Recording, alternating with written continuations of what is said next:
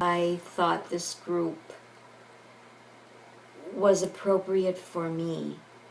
And one of the motivating factors that drew me to the care group was the fact that I would be with people who had the same challenges that I had day in and day out, and felt the same and experienced maybe the same problems and frustrations. And here I was going to a safe place,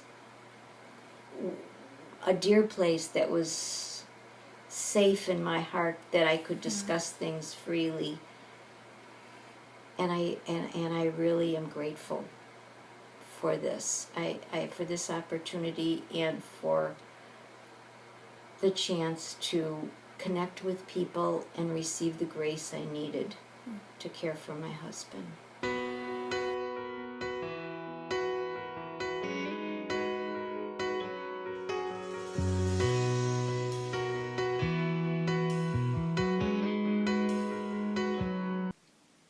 Before I started in the group, I always thought, prayer was helping me. Mm-hmm. But just being with people and sharing their story. Also, but you're part of the church and you're praying together, so that helps everybody, and praying for each other. It's just it's a wonderful experience.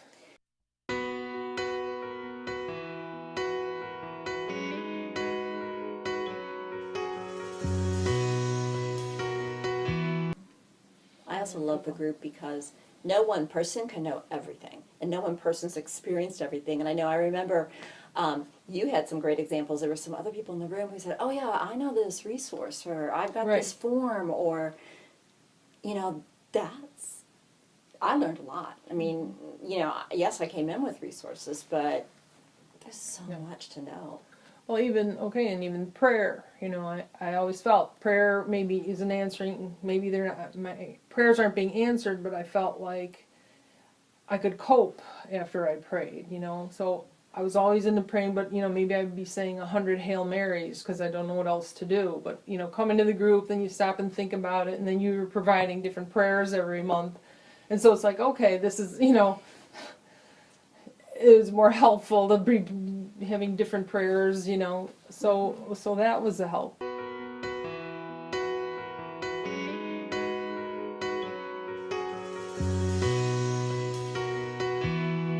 I mean, this has been a summer of tests and MRIs and CT scans and all kinds of things going on, and I think I've been able to just hold it together because of what I've learned here.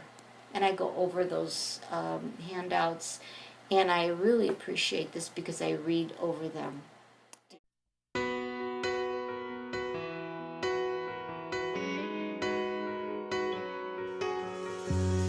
People, in parishes might be a little bit worried that, taking on this role of facilitating the group is going to require so much time, and, it's going to require more than, just a person in the pew stepping up and taking it over. Mm-hmm. But what have you found? Well, you do all the work.